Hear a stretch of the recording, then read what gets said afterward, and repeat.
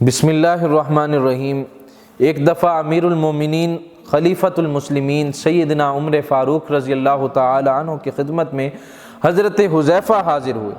تو آپ رضی اللہ تعالی عنہ نے ان سے حال احوال پوچھا۔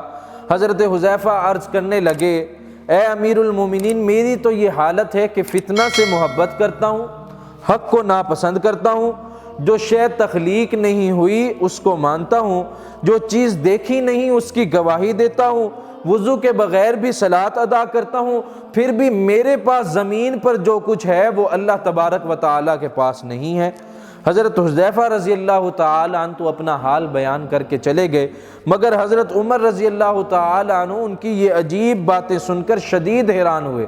حیران کیا بلکہ غضبناک ہوئے۔ آپ رضی اللہ تعالیٰ عنہ اسی سوچ میں بیٹھے تھے کہ حضرت علی رضی اللہ تعالی عنہ آپ کے پاس تشریف لائے، آپ کو پریشان دیکھا تو کہنے لگے، امیر المومنین کیا بات ہے، پریشان نظر آ رہے ہیں؟ تو حضرت علی رضی اللہ تعالی عنہ سے فاروق اعظم رضی اللہ تعالی عنہ نے فرمایا کہ حذیفہ آئے تھے، میں نے ان سے ان کا حال پوچھا تو انہوں نے کہا،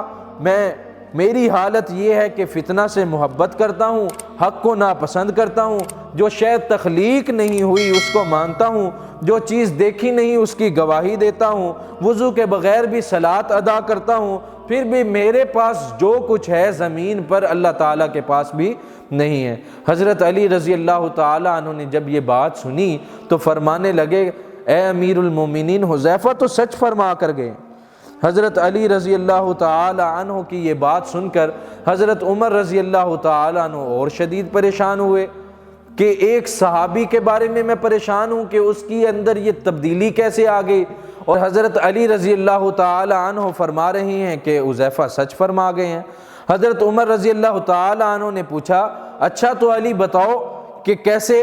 تو حضرت علی رضی اللہ تعالی عنہ فرمانے لگے کہ فتنہ سے مراد مال و اولاد ہے،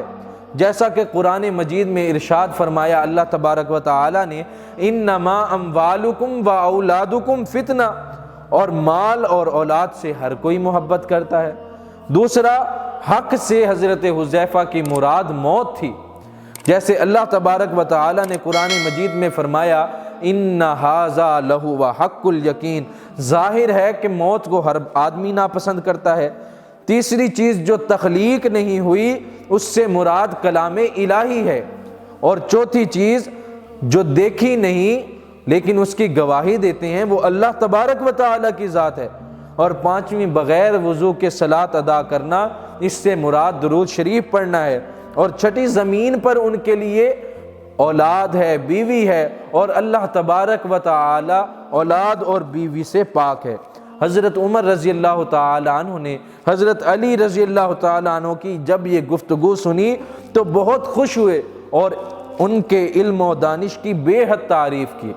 تو اللہ تبارک و تعالی جس طرح صحابہ کرام رضوان اللہ علیہم اجمعین میں آپس میں محبت تھی، اس طرح ہمارے درمیان بھی محبت پیدا فرمائے، اور ہمیں صحابہ کرام رضوان اللہ علیہم اجمعین سے پکی سچی محبت کرنے کی توفیق عطا فرمائے۔